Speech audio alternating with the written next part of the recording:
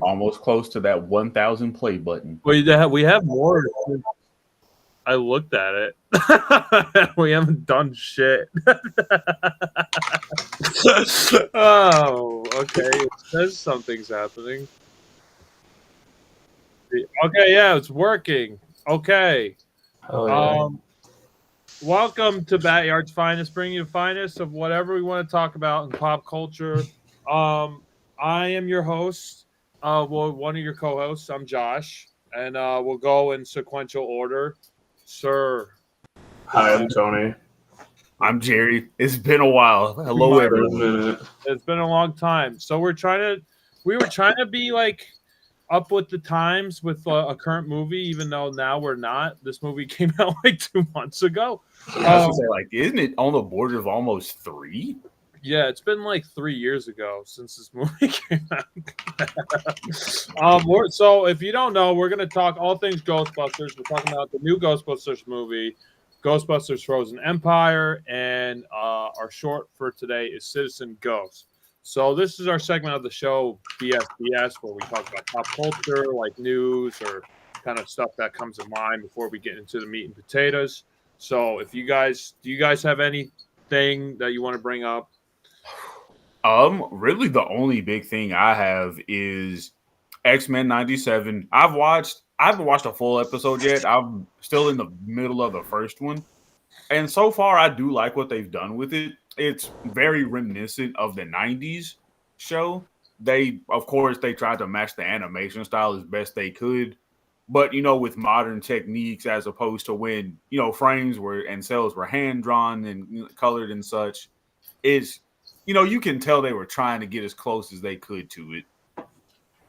And I'm liking it so far. Things have been I'm like, yeah, that makes sense why they did it like that because of how much further the X-Men universe has progressed and evolved over the years since we've had what was the last piece of X-Men media that they did? Probably one of the first class projects, I guess, or what was it? The Phoenix one? Yeah, I guess that Yeah. Phoenix was the last one as a live action. Yeah, that's the thing I could think of. I mean, from what I've seen, the animation looks pretty cool. It's I'm assuming it's a continuation of the animated series, right? Like the same voice actors, at least some of them.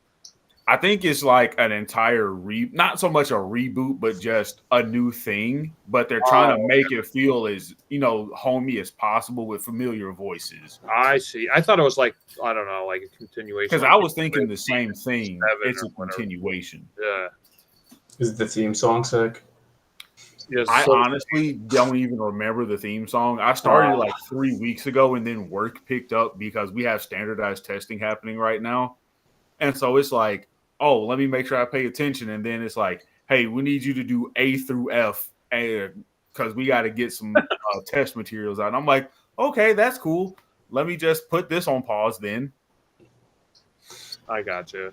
Yeah, that's I mean, from what I've seen, it looks pretty cool. I haven't watched any of it. The latest show I've been watching is Seinfeld, and that came out like 30 years ago. It's a great show. I'm trying to think. I got one. The Fallout show is like kind of sick.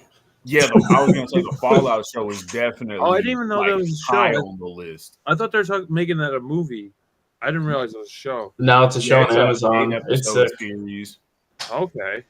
It's definitely they took the game as a base and just made an anthology series, and I love it a lot because they're not skipping past any of what the craziness of what Fallout is, and they're keeping it really true to the root of the game, which I'm enjoying a lot. And also, I cannot think of the guy's name who plays the ghoul. He's been in a lot of other stuff. His name just eludes me right now, but he's doing a fantastic job. Well, he always does a good job, but I think this is probably my favorite role he's been in. That's cool. I didn't even know this was a thing. So this is the only time I'm updated on what's coming out is when we do this show, and we haven't done it in so long. So I don't know what's going on. I guess the one thing I have is they started the film production for the new Superman movie. They showed the new logo. I forget what it's called. Superman Legacy, I think. So the logo came out. Nick Holtzman, I think his name. Whatever the guy's name is who played like um, Beast in the X-Men show. I mean X-Men movies that came out, like the Mhm. whatever the fuck it's called. Whatever. There's too many X-Men things, but he's Lex Luthor now. So Okay. I'm very excited about the cast. Like they actually look like the comic book characters. Out of like all the new comic book movies and everything coming out, like that's the only one I kind of care about. I mean, I'm kind of biased, it's Superman, but I know that new Wolverine and Deadpool movie's coming out, and like I'll probably see it, but I'm not like super psyched about it. I'm like, I feel like I'm getting that superhero fatigue. It's finally like hitting me. I'm like, okay, So there's some Marvel projects like I'll probably be excited for. Like if they make a new Spider-Man, that'll be fun, or like the Spider-Verse kind of thing. Mhm. But this looks promising. It seems like he's going into the roots and like he's posting a lot of like old school Superman like comic books, like on his Instagrams and stuff. Like James Gunn, I'm referring to. So I don't know. I'm excited for that. I don't really know what else is coming out. Who's the Superman in that? Or who's Clark? I forget his name. He was in other stuff. I mean, he looks like Superman. Let me look that up now. Actually, I have one other thing I just remembered. This has been months ago now, so this is probably not news to anybody. But just for the sake of just adding this in so people are aware, I did see that Disney delayed 4 big titles that they were working on, which was Tron 3, Toy Story 5, the Mandalorian movie, and one other project, but I can't remember what it is now. Oh yeah, I forgot they're making a Mandalorian movie. What the I fuck? was really hurt when they delayed Tron 3 because it's been so long since we've had a Tron. Yeah. And I'm like, yes, please let Tron have its chance to be as great as it should be. Especially since now we're starting to really get into the culture of, AI generated things and having artificial intelligence. It's very true. Yeah, I think it's like more timely than ever. I guess that would make sense. I didn't realize Disney was like.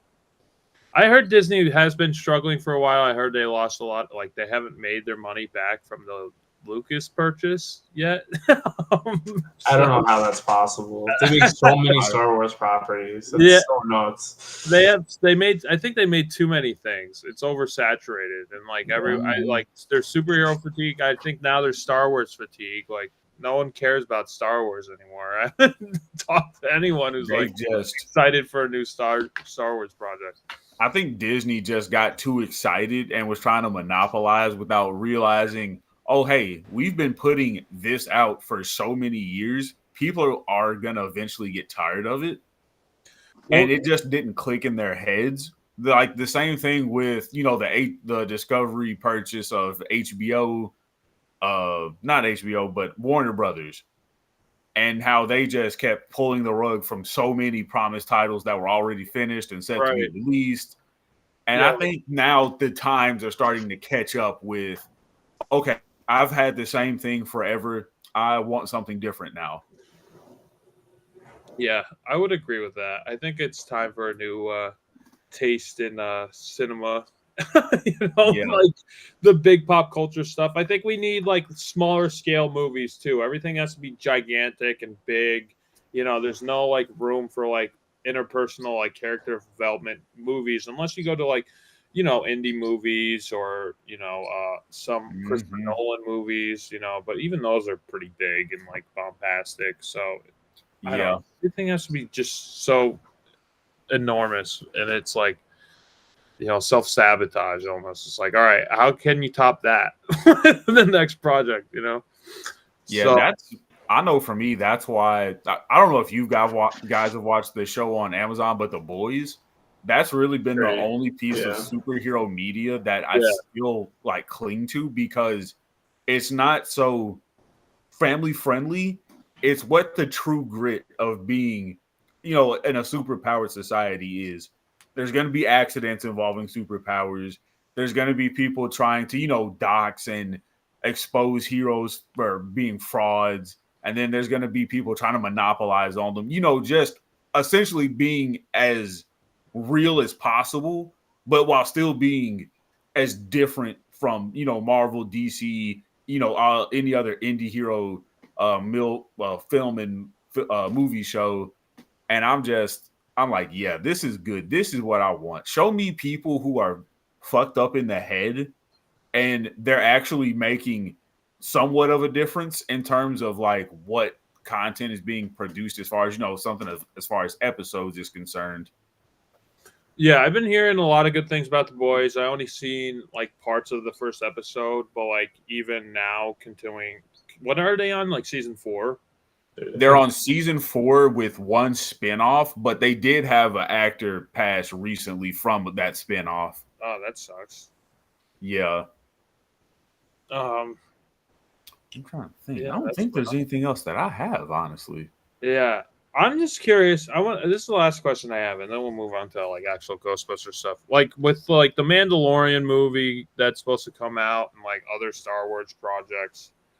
Are you guys even excited for that? Like, I could care less. I still have not watched the last season of Mandalorian. I haven't in either. all honesty, like I haven't watched the last season of Mandalorian, Ahsoka.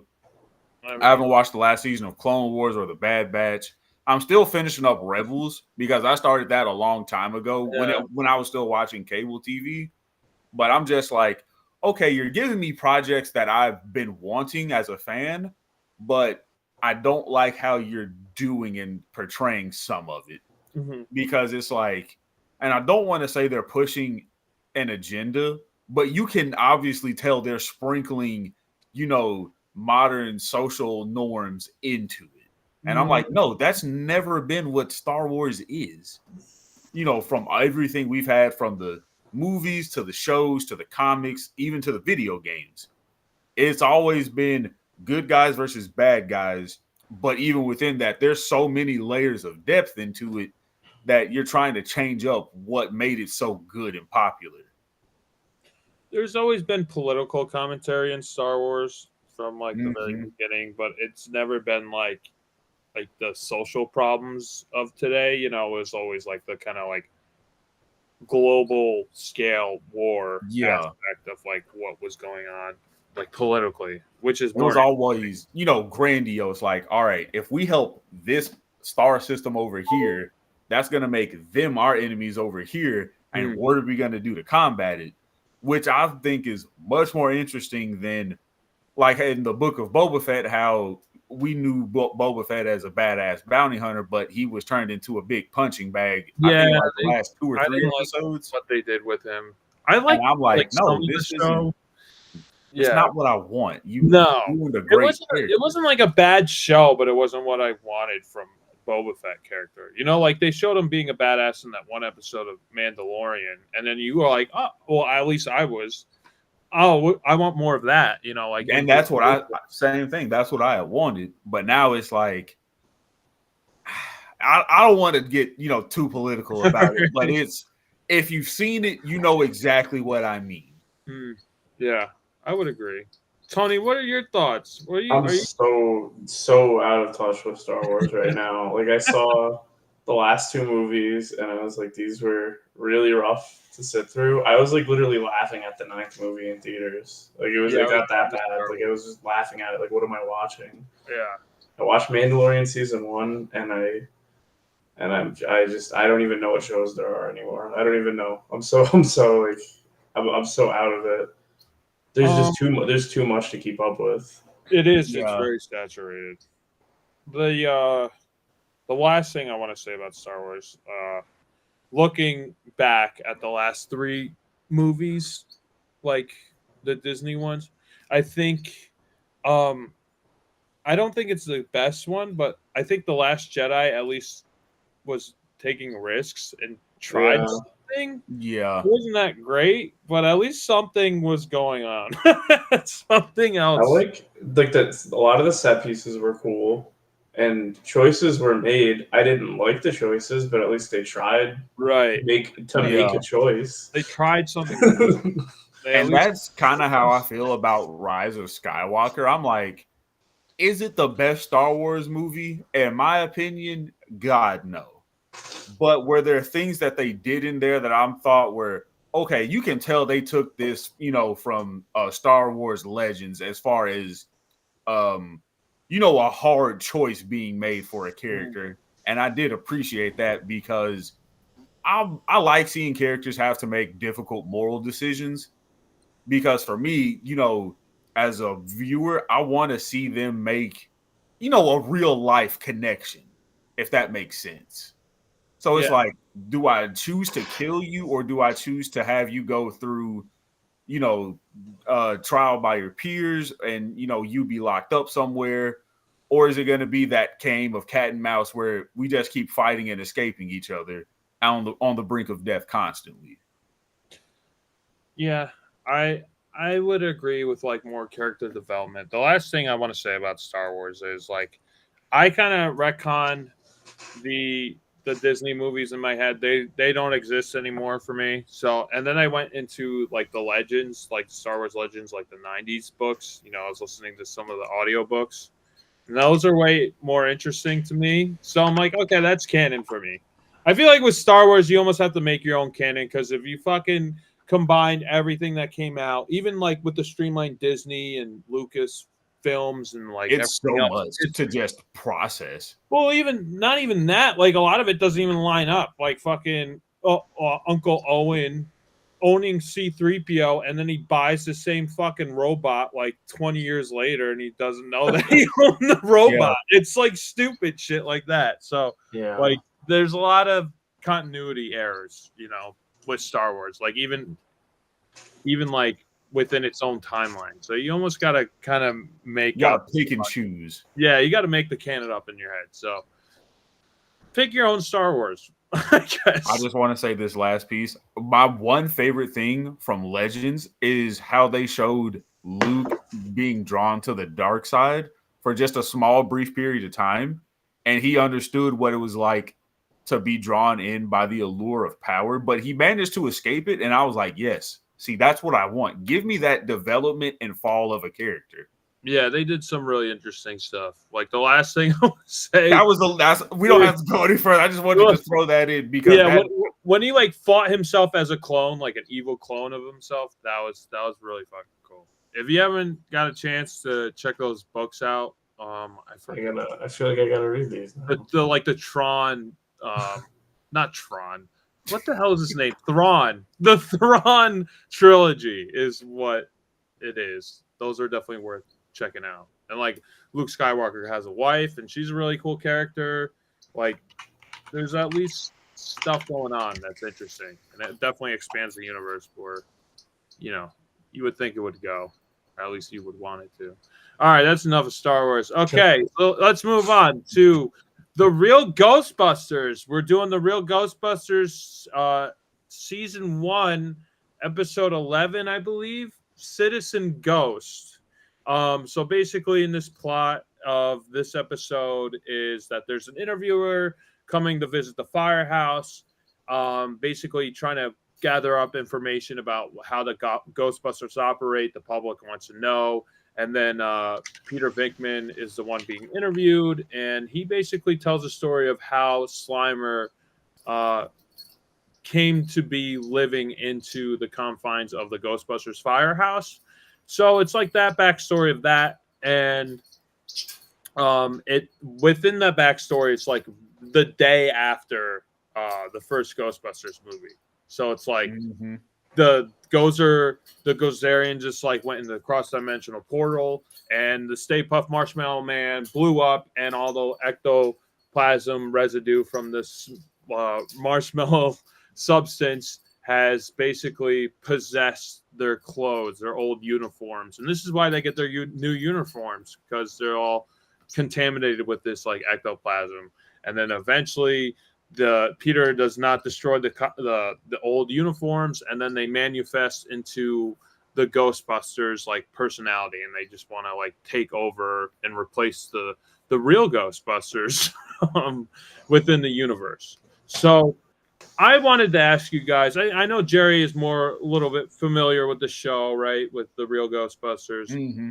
Tony, have you seen the Real Ghostbusters? What's your like overall thought on Ghostbusters? So I knew the show existed. I remember as a kid, I would watch Boomerang, and they'd be like, "Oh, it's the Ghostbusters," and there would be like, it was just not. It was just random people, and I kind of learned about the story about like how that was like before the Real Ghostbusters, and they had to name themselves the Real Ghostbusters. Oh, right, with and all that. Yeah. Okay. So then I knew about that. I think me and you watched the pilot, maybe. I think it might have been the pilot. Whatever one with the firemen ghosts. I don't remember anything from it, but there was like firemen ghosts. I don't even remember that. Okay. That was my exposure. I've seen that episode. All right. So this was like my second episode I've seen, I think. All right. I was just curious because like it's been in recent years, probably like I started the first watch of the Real Ghostbusters maybe like 5 years ago, so it wasn't like I watched it as a kid, but I watched it and it has like the same feel and like flavor, at least the first 2 seasons of like what you want from Ghostbusters. So I always wanted a third Ghostbusters movie, and then that hunger for it, I'm like, I'm just gonna check this cartoon out, and it's great. It's really funny. I think the music's really cool. They got a lot of pop, like 80s hits in there, and they have the dry, sarcastic humor. It's like really kind of like this. It kind of tickles the same itch. It might be not as like satirical as the movies, at least the first one, and like, there's not as much swearing, but it definitely feels like the Ghostbusters universe, and like they all look different. But that's fine. It's a cartoon. They're supposed to stand out. They got their own uniforms, so they could differentiate each Ninja Turtle. So like it works out. So yeah, that's basically. This is probably one of my favorite episodes, if not my favorite episode. So like, I don't want to talk too much. I just like how it kind of continues on, like the story of the first movie. Like you could just put this on right after the first movie, and then you can enjoy it. The only thing I have a complaint with is episode 11 for the series should have been the pilot. Yeah, should have been. In the timeline, it's right after. Yeah, so I'm like, oh, that would be a great way, to open it up. Mm-hmm. But even still, like everything from episode 1 all the way to the end of season 2, I remember watching this as a kid, but God, that's been so long. It's all kind of a haze. But rewatching this, I'm like, oh yeah, that I remember that happening. And then, yep, he just kicked the suits aside, and then they just decided, all right, time to suit up, boys. And then their residual energy makes their own protopacks, and they're just like, all right, we're the real. It was like SpongeBob versus Doodle Bob.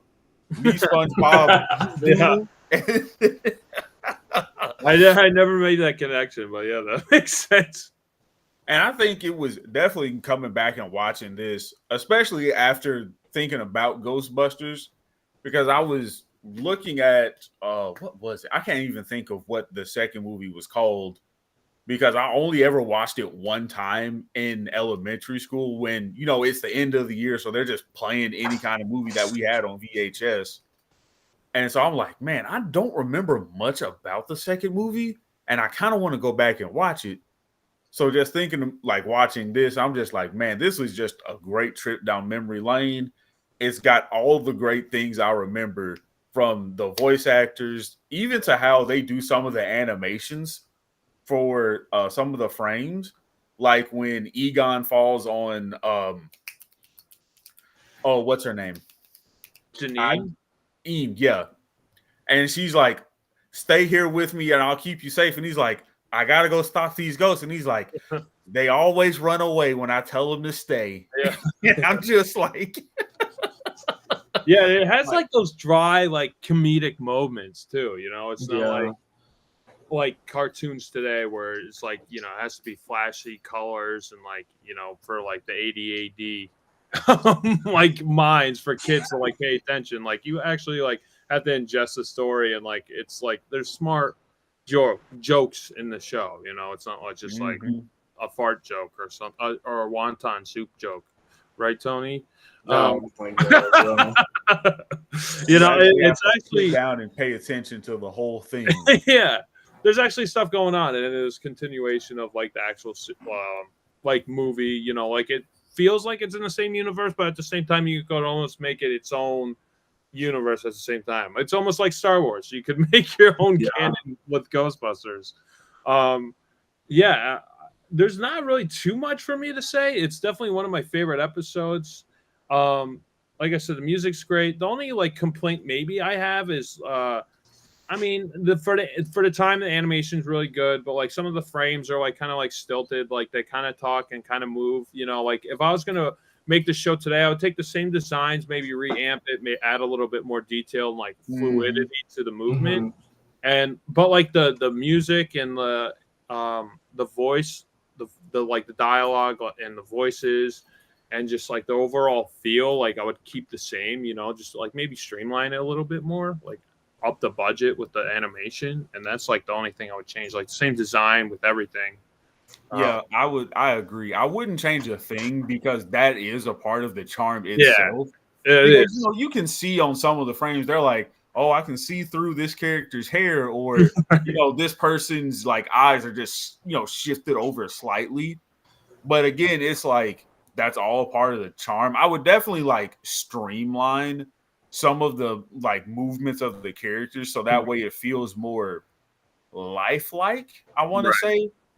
Just because, obviously as a cartoon, it has to keep its own, what's the word? How would I want to describe it? Not eccentricity, but its own flavor. Yeah, like aesthetic.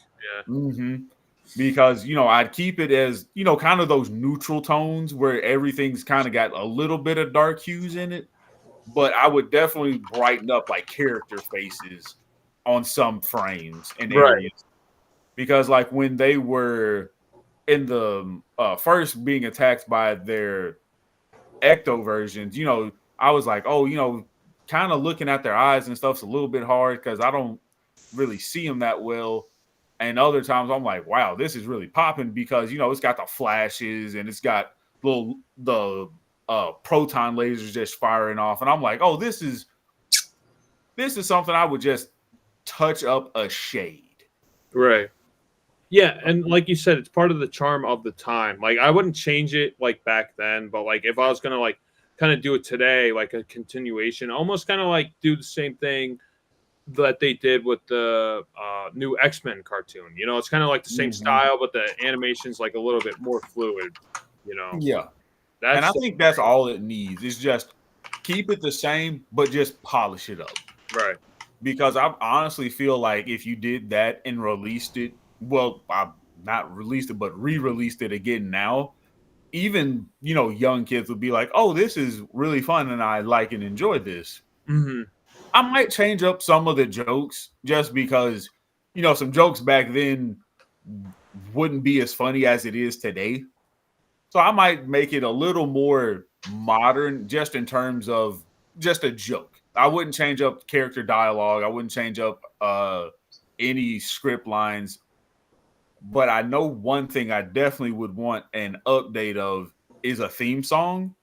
Not so much as get somebody new to do it, as far as the vocals, but I would like a new intro sequence. Oh yeah, okay.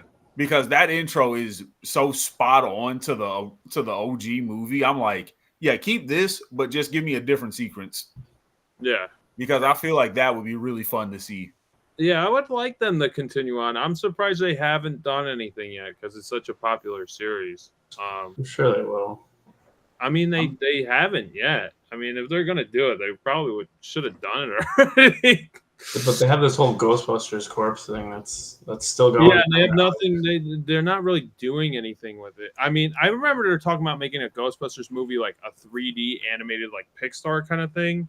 That was like talked in the 2010s, and then that didn't happen. And then they made the 2016 one that no one talks about anymore. And now we have Frozen Empire, whatever. But we'll get into They are like silently releasing a bunch of video games for Ghostbusters. Are they? And I don't know if they're good or not, but there's a bunch of like random games. There was one I that saw that they just released, or they have one that's going to be released soon. And I'm like, I didn't even hear about this. I remember one just came out not too long ago. It looked kind of cool. Like, I think it might be the one that I saw that you're mentioning now. Yeah, you could like play as a Ghostbuster or a ghost. It almost felt like Left 4 Dead kind of feel, but like you're Ghostbusters, which is cool. I'd play that. Or like the Friday the 13th. Friday 13th, yeah, exactly. Or like the Evil Dead game, kind of like that. Yeah. I definitely think, especially now with how, with the writers' strike, SAG, and everything, and people wanting to get the proper payout for what they feel is a proper performance to match it.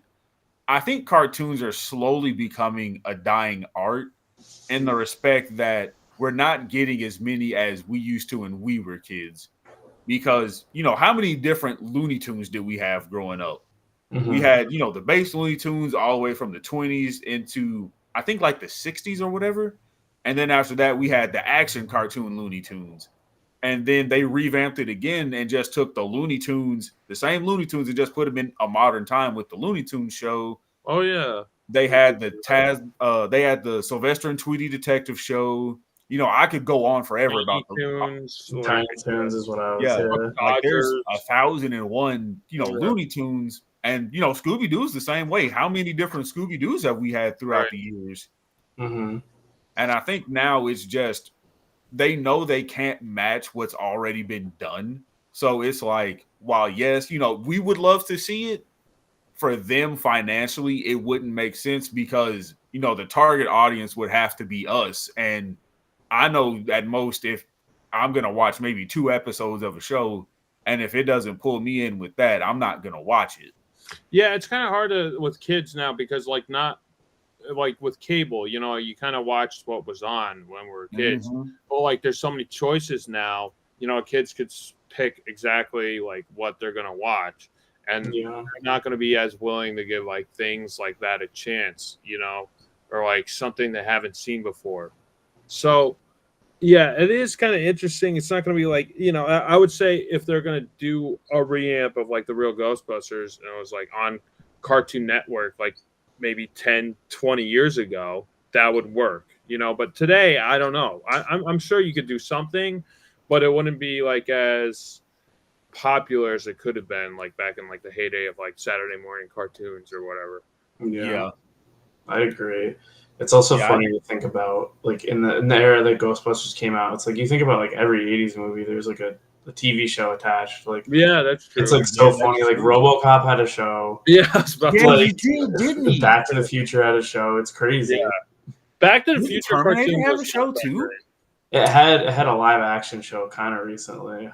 I don't know if it was good. Sarah Connor Chronicles. I don't know if Terminator had like a cartoon. I think he had a show. I don't think it was a cartoon. Yeah, they had like Sarah Connor Chronicles, and then they did something else. Yeah, but I kind of agree with what you're saying. I feel like kids, like you're either watching like nowadays. I don't know. This is my disconnected view because like I don't have kids, but I would imagine kids are watching more adult content because of streaming. Right. Yeah, like they're not watching cartoons. But streaming's definitely introduced them to a whole nother world.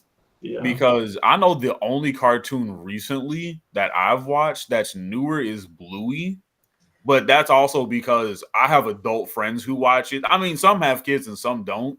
But Bluey's, one of those shows that anybody could watch at any time. Right. Yeah, that's because Bluey has several different episodes themed like this episode is themed about divorce and how there's nothing wrong with divorce, it just happens sometimes, and then the loss of a parent and so on and so forth. Just kind of get the image in children's heads that life happens at any stage and it's not because of you, it just happens. Right. Yeah, there's like, and it's like more demographic towards like younger kids, so I think it's like easier to kind of like show kids like shows like that. Yeah, Yeah, with the real Ghostbusters, you would have to be like, the age from like 6 to like maybe 12. Is like the age you would, the demographic for that show. So it would be Yeah. interesting. Like, if they were going to make a real Ghostbusters continuation show, I'd be more excited for that than a new fucking Ghostbusters whatever fucking sequel they're gonna make. I would be way more interested in that than like, kind of what we're getting now with like these Yeah. movies. And the last thing I want to say, just like an animation overall, I really wish there was like a resurgence of like 2D animated like feature films, like on a big screen, on a big scale, like, and the last one we got was like the Disney Princess and the Frog, and that was it. So like it's all like these 3D Pixar movie kind of feels, and like that's fine, but like I need a little bit. I want more variety. I hope Yeah. like we get that, and it's going to be definitely even more interesting how we're getting AI, and like you can almost generate your own movie. So I don't know what's going to happen. Soon you're going to be able to record your own dream, and then you're going to go like, why do I want to watch a movie? I'd rather watch my dream or whatever. It's definitely going to be an interesting time Yeah, for. I definitely agree 100% because, in all honesty, the only way I could see Ghostbusters making the big resurgence, not necessarily that it deserves, because Ghostbusters had its time, I think it and did. Yeah. I liked. Well, we're gonna get into the new Right. movie, but I think the only way we'd ever get a new show is if Fortnite did something to add the skins into it, and I don't. I have my likes and dislikes about Fortnite, but my main thing with them is they've just turned into such a joke of itself I think it's because amazing. you've got literally anything and everything in there now, and I'm like, what the fuck is the game? Because I think the last thing that I saw when I was just scrolling through the store is they added Avatar: The Last Airbender with Aang and the old crew, and I'm like, why? That's, I mean, to me, that's not something I think is appropriate. Just because I don't want to see characters who went through extremely traumatic experiences or had really big character moments run around with Ariana Grande and LeBron James with a fucking AK-47 doing some dumbass TikTok dance. I think Yeah. that ruins part of an experience because that's all it's associated with. I'm so. Have you quick sidetrack? Have you watched Invincible? I started and I have not finished yet. There's okay. I don't want to spoil anything, but there's some crazy stuff with Invincible and Fortnite. Oh no. There's an Invincible skin in Fortnite, I saw that. I was and I was like, is he talking about the Invincible skin on Fortnite? it's it kind of comes up in the show. I will say. I'm not surprised. It's at this point, if you don't make fun of or mention Fortnite in some kind of way, it's just a free shot you choose not to take. Yeah. I'm surprised it's been this long. Like this fucking game has lasted this long. Like how long has it been out? Like a decade now, and it's still like super popular. It's getting close to a decade, I want to say. I mean, we don't have to talk about Fortnite. It was just something I wanted to interject, No, but I could understand that. I was just curious. I don't know. We'll see what the Ghostbusters brings. All right, what are you guys' final thoughts, review, rating? Tony's. We'll start with you. I like Peter Venkman's voice. Yeah, he's great. I think it's funny to hear the actors like doing their best kind of impressions of the movie actors. I thought this was a cool episode. Everyone in the comments of the YouTube video was like loved this episode, so I think it's funny you picked this one. Everyone was like, "This is like this what movie 1.5." I don't know. Yeah, I thought it was yeah. really cool. yeah. It definitely shows me that I don't know. I kind of didn't watch, as I mentioned, like these 80s shows. I knew a lot of them existed. I didn't really watch them because I was like, I don't know the quality of them. But like, I've watched this and I've watched a little bit of the Friday the 13th shows, and I'm like, okay, it's kind of cool that these exist. It might There's be a worth Friday watching. the 13th cartoon? Yeah, it's not a cartoon, but they made an anthology show out of him, just like In yeah, the 80s? in the 80s, yeah, or Yeah, 90s. I'm I don't not know, surprised. but it makes me kind of want to go back and watch those type of random spin-off shows. So yeah, I'll give it I give this like a 9, 10, 9, 10, 9.5. I would definitely agree with you with the rating. I'd probably give it a 9 as well. Like you mentioned the Back to the Future show.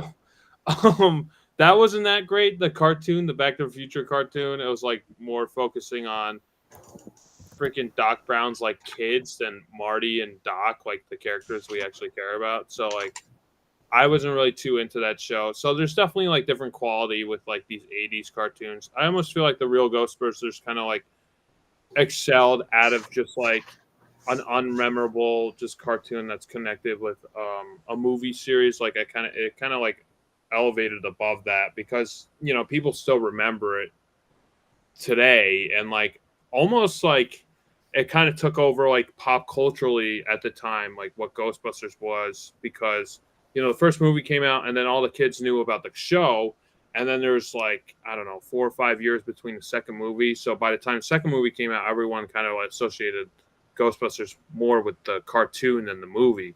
So it was just kind of interesting. They made Janine in the second movie look more like the cartoon version of herself, and like they kind of like melded it a little bit, which was kind of weird. I do like a little bit of like the separation. Like this is kind of like the adult version, and we have like the cartoon version. But they still like kind of feel they definitely have like the same feel. So like I said before, you could almost like canonize the show. And wow. They really had did change her. yeah. Yeah, and then they did what the hell is it called? The Extreme Ghostbusters. Extreme Ghostbusters, yeah. And that was really bad, and no one talks about that. I don't know what this I is. think I skipped past that because I was like, yeah, this is not good. No, I definitely would not recommend it. The only one I've seen is when the real Ghostbusters like show up, like they want to have their time in the saddle. That basically we watched on the podcast for the last Ghostbusters movie, and I remember Jerry and Matt hated it. It was not good, to say the least. So yeah, I agree with you, Tony. I give it like a 9, almost a 10. It's up there.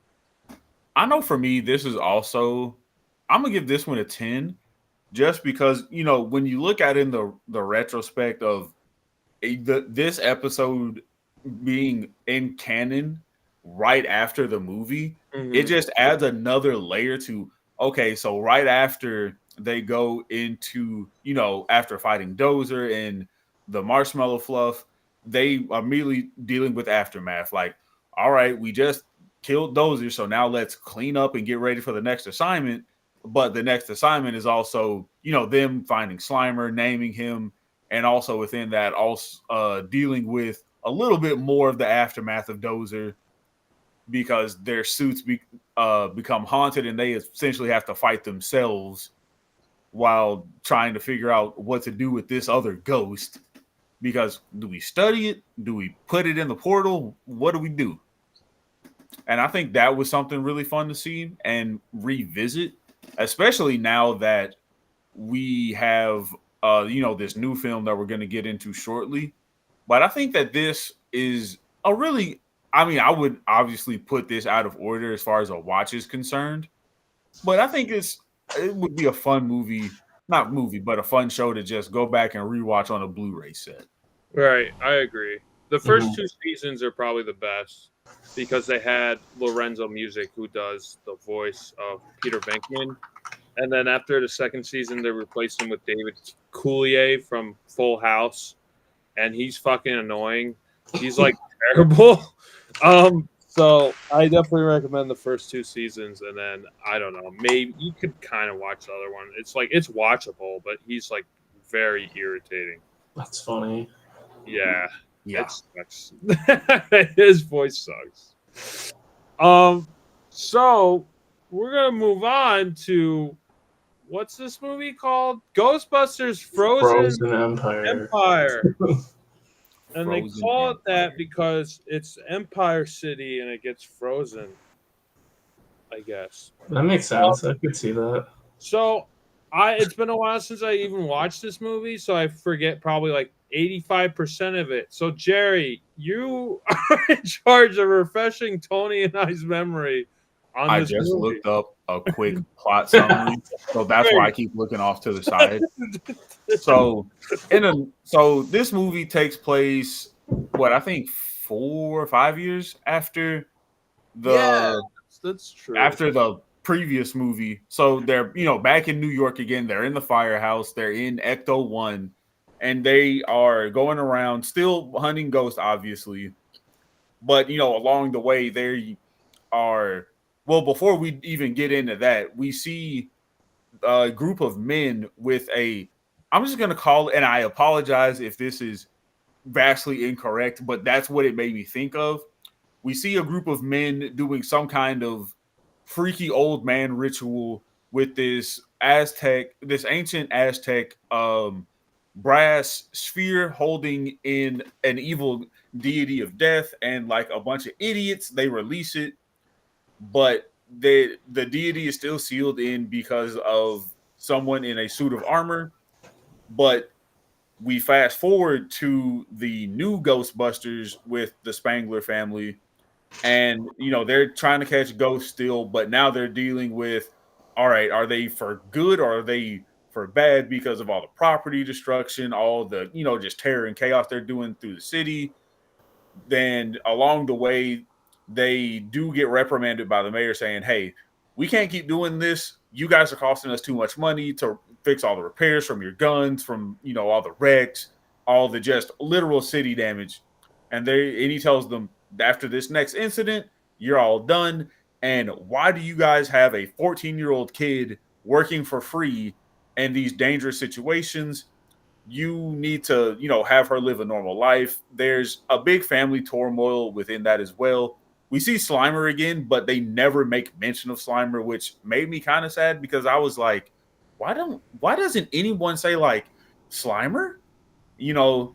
Just to acknowledge him, but it's something I'll get into later on. And then as things progress, I hate that guy. He's a good actor. I just hate the roles that he always plays.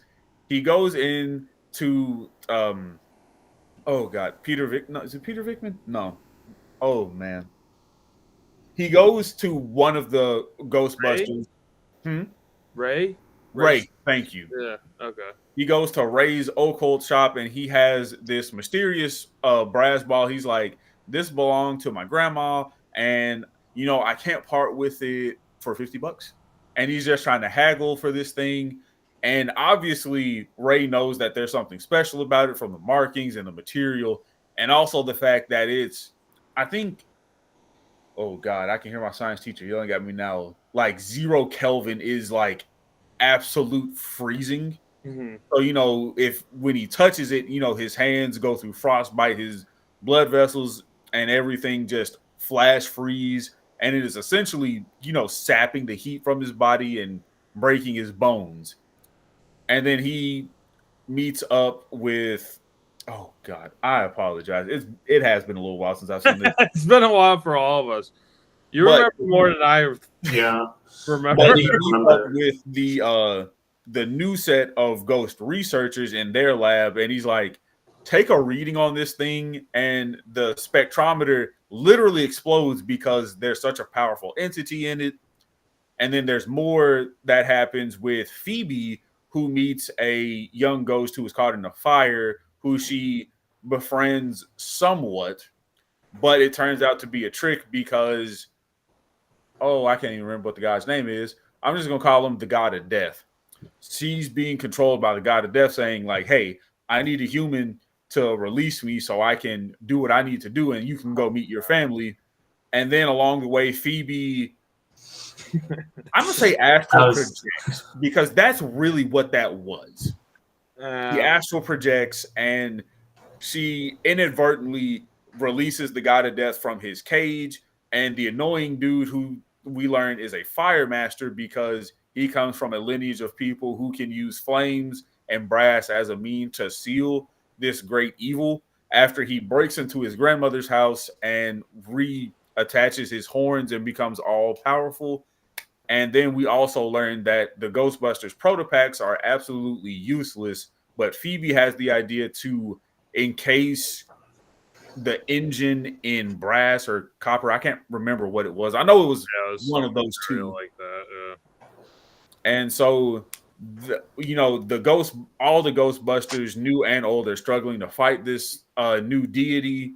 And right as he's about to essentially win, the ghost that Phoebe had befriended has a single match, and she lights it. And the new fire master in training uses his fire pyrokinetic ability to weaken the ghost, and Phoebe and her family managed to hold the ghost long enough for Ray and everyone else to fix and trap him in the ghost zone. I couldn't have put it better myself, Jerry. Thank you. You actually refreshed a lot of my memory because I did not know how. I forgot about the first moment when they find the deity. I was just gonna say I think I forgot about that in the middle of the movie. Yeah. I don't even remember that scene. I don't remember any of that scene. From my memory, I remember them in the car with the ghost chase, and they're trying to shoot. I thought it opened with that. I'm gonna be honest. That's what I thought. Yeah. My biggest complaint, number one, why are we going back to another all-powerful? This one was way more powerful than Dozer was, right? Because he was very close to succeeding in his plan. Yeah, and he not that I whole city in ice. So not that I thought that was a bad thing, but I'm like, we basically had this same thing happen with Dozer, but on a smaller scale. And I did think it was cool when he went to all the vape shops and stuff. And he's like, "Are you the fire master?" And he's just freezing people fucking solid. Mm-hmm. I thought that was absolutely hilarious. That was good.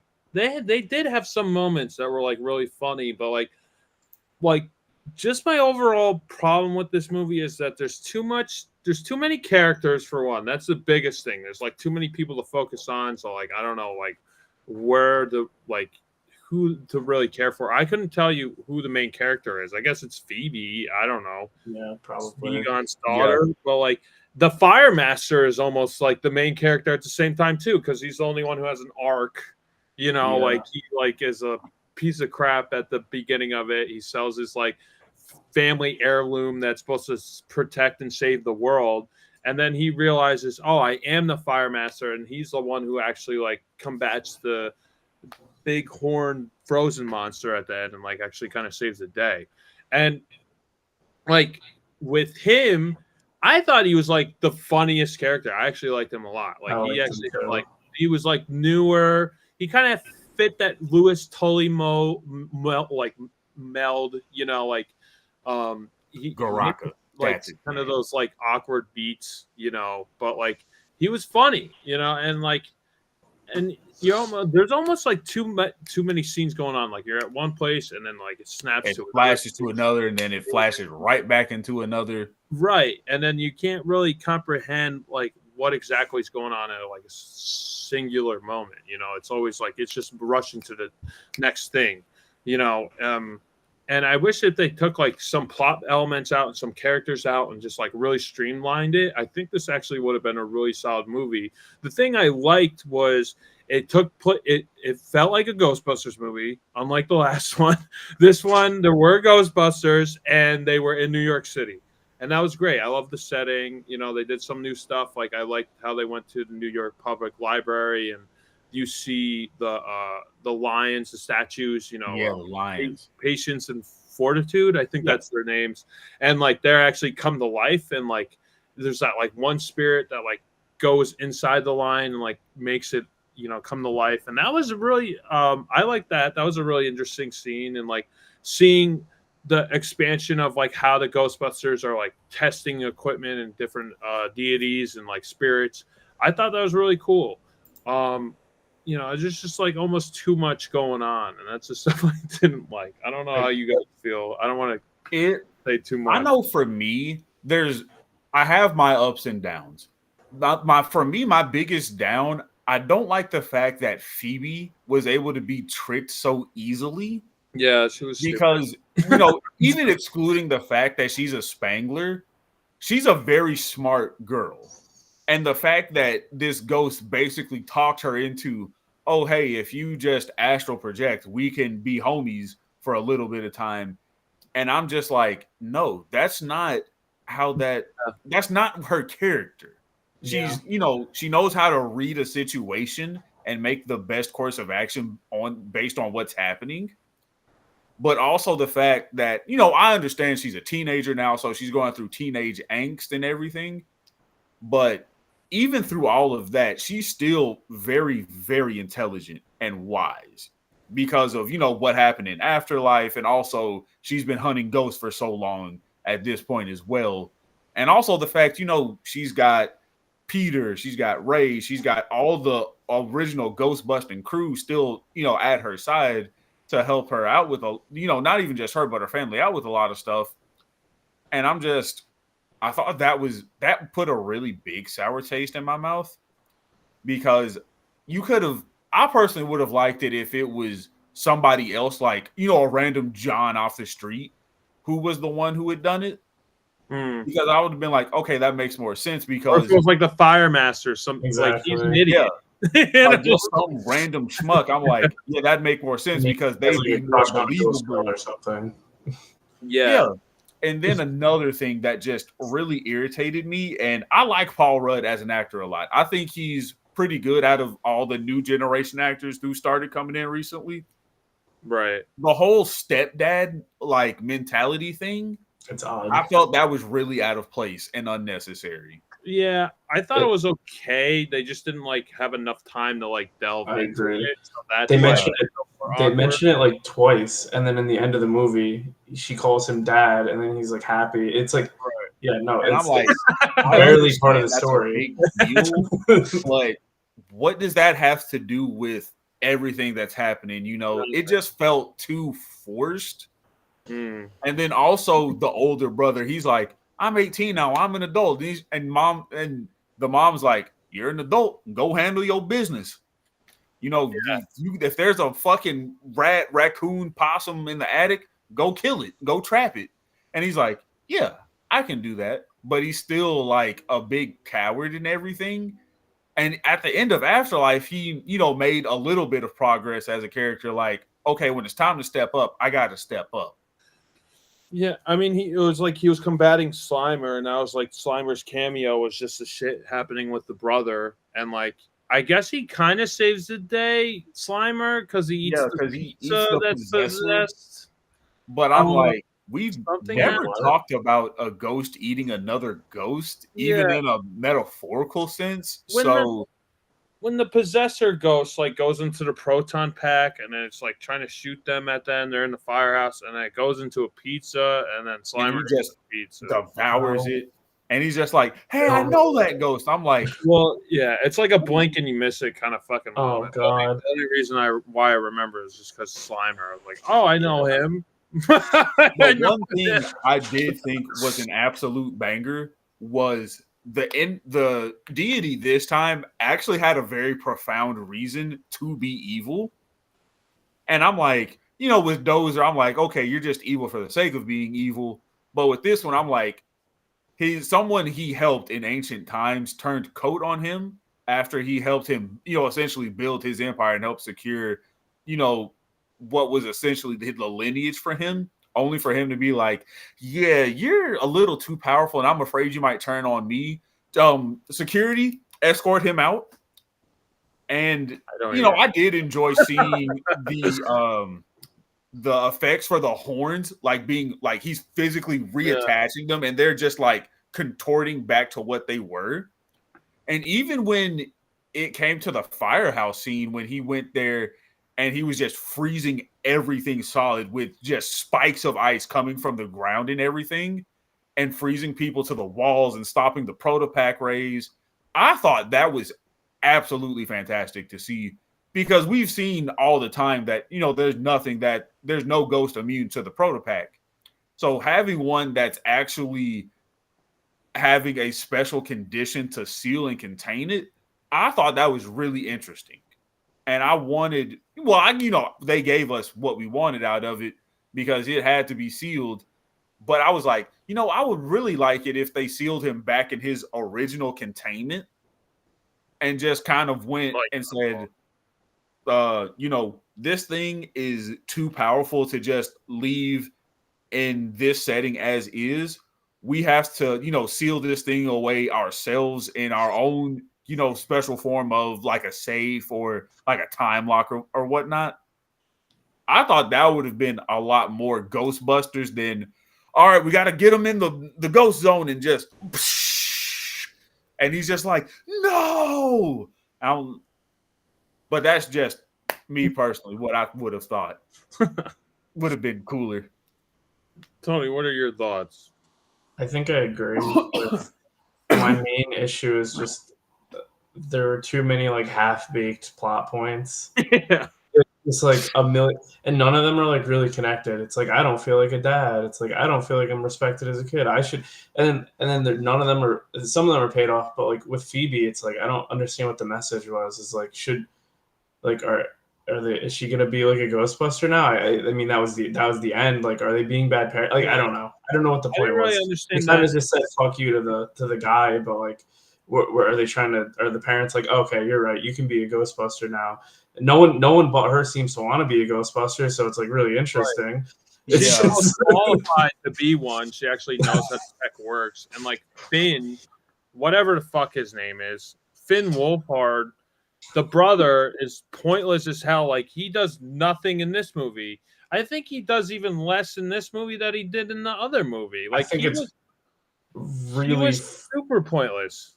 Yeah, I think he did do way less because in the last one, even when they, at first refound Ecto 1, he was like, oh, this is a car. Let me, he was practicing driving. He was flipping through all the switches and stuff. Yeah, but I'm just like, you were only here essentially as comic relief. What the fuck is you doing? Right. And I thought he was pointless in the last movie, and I think he was even more pointless in this. But what were you saying, Tony? You thought what?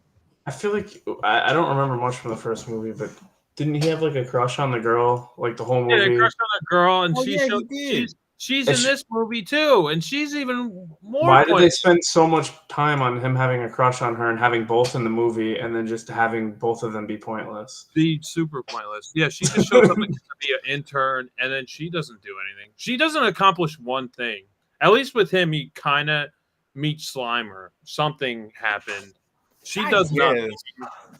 But it's like, personally, I would have liked it to just been focused more so on Phoebe because she's the most reminiscent of Egon. Right. Like you took Egon and you put him in a little girl. Well, not in a weird way, but in the spiritual sense. Right.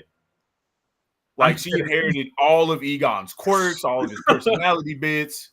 This is the new age Egon Spengler. Right. It would have been interesting if it was just her and the OG cast. So like she's the Spengler, and then the OG cast, and maybe like Paul Rudd and like some other fucking character. They had like way too many. They had just way too many people. Yeah, I do think that was one of the biggest failures was adding in all those characters, especially Podcast. I didn't like him in the first movie. Like he did serve somewhat of a purpose when he was, hitting the proton pack with that mallet to get the possessor ghost out of it, which was important because it did save their lives. But outside of that, I'm like, I got enough of you in the first movie, and like it's cool to see you back again to know that you're still continuing on with the occult and the ghost study and everything. But why did you feel? I thought it was dumb that he was in Ray's basement lying to his parents with a tape recorder saying he's at NASA. I'm like, first off, dude, you were part of the set of people who helped kill Dozer for the second time. So I don't know why you would feel the need to lie. You could have said, hey, I've got a chance to study, the occult and things, and I'm still, learning to be my own person. And I Right. guess that's kind of what Phoebe's message was, but I think they went too roundabout trying to explain it. Yeah. Podcast was pointless. I thought that was gonna lead up to something, him being like at camp, like rocket camp, and that was gonna lead up to like his parents like showing up, some shit, like anything, El any Zilcho. follow up or lead up. It led to nothing, and we didn't even get into like Phoebe's ghost friend. That was like kind of interesting. It was kind of cool to see like a ghost as a person, like it That was was interesting. And I feel like I don't want to say it on live, but if you're yeah, I felt watching like it, that you too.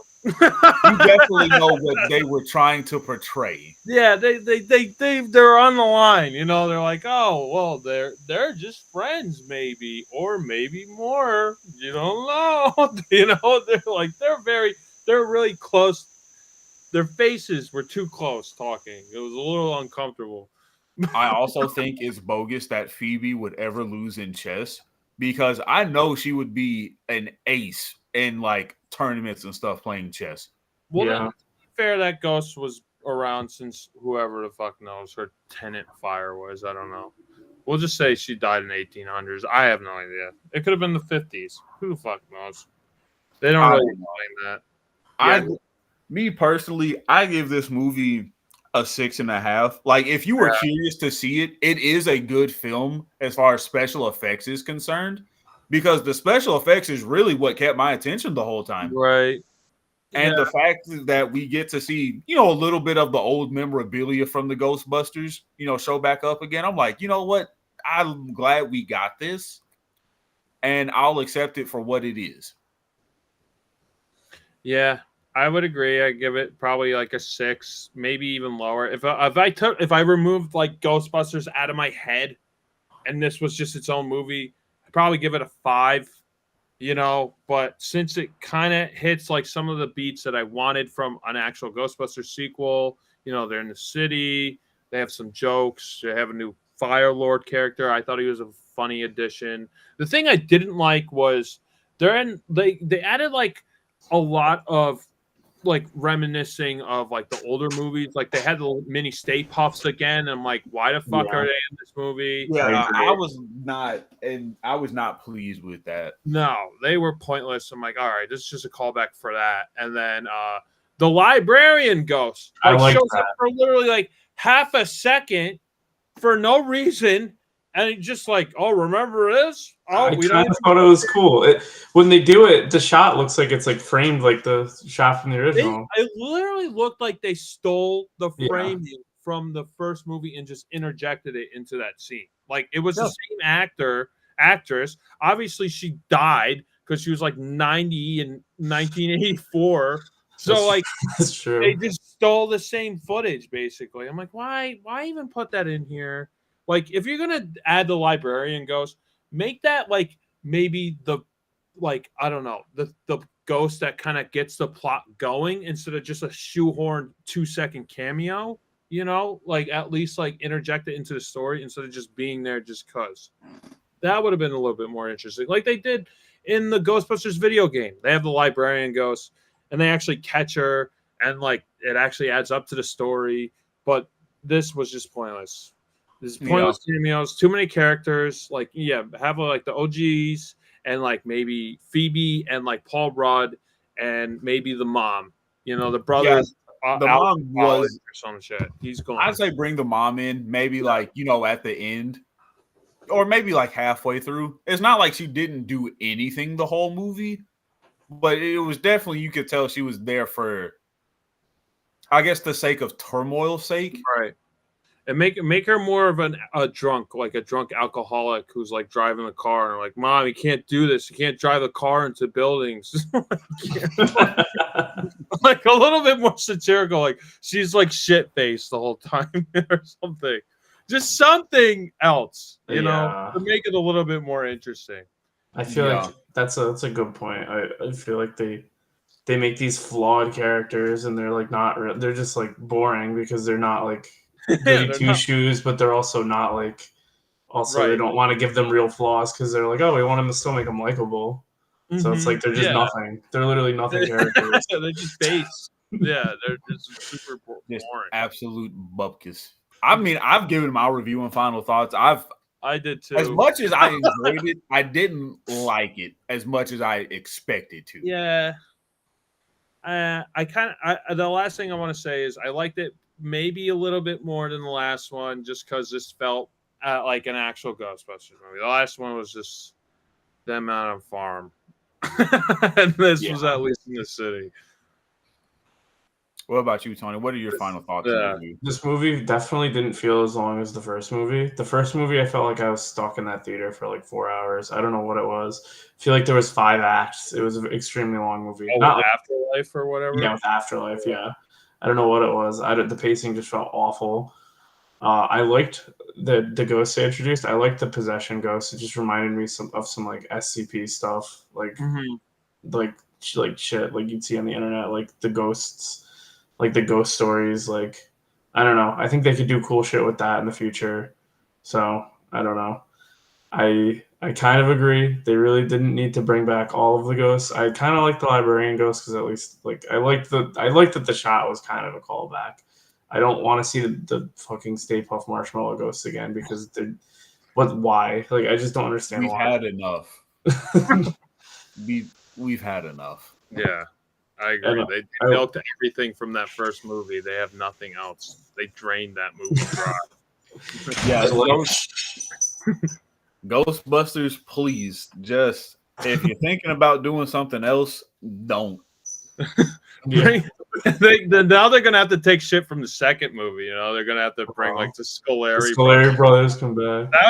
I would enjoy that. The taxi cab ghost, the mink coat ghost. Yeah, they'll figure out something. All they got. That's all they got now. They're gonna beat a dead horse.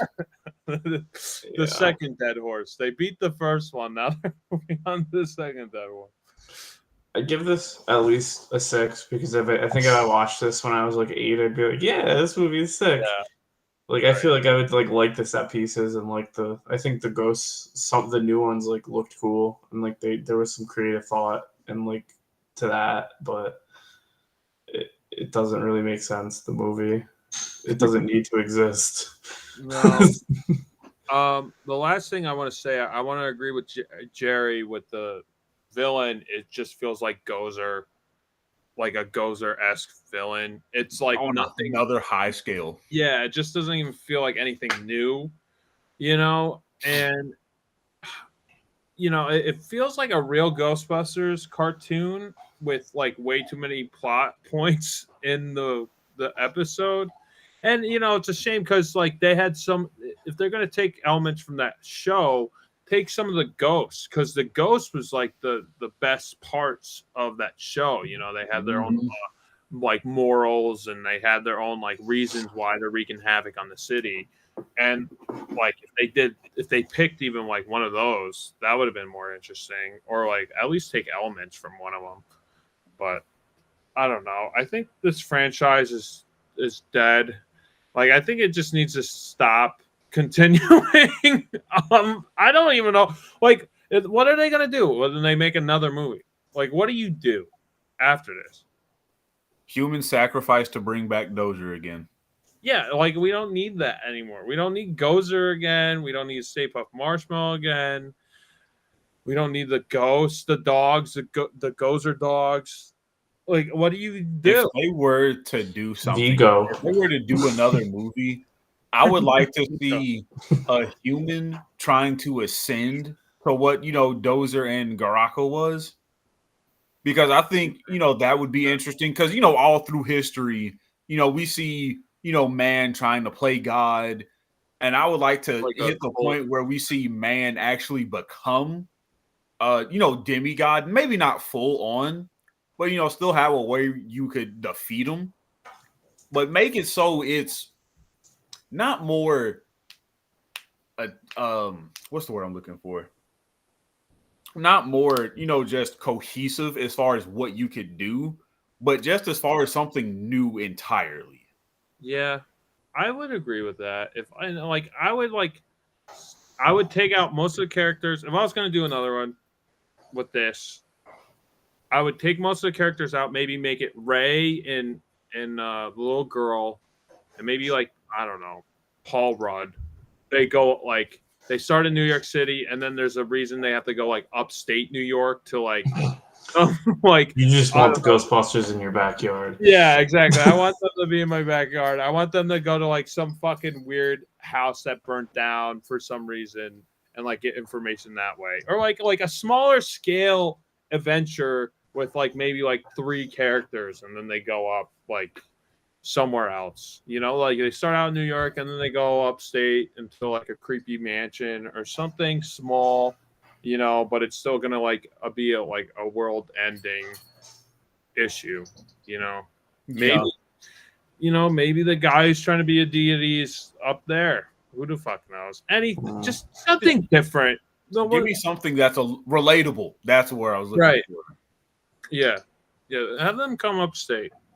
They start in New York, they go upstate, maybe they go back, and then that's the movie. It's like 3 characters: Paul Rudd, Ray Stantz, and Phoebe.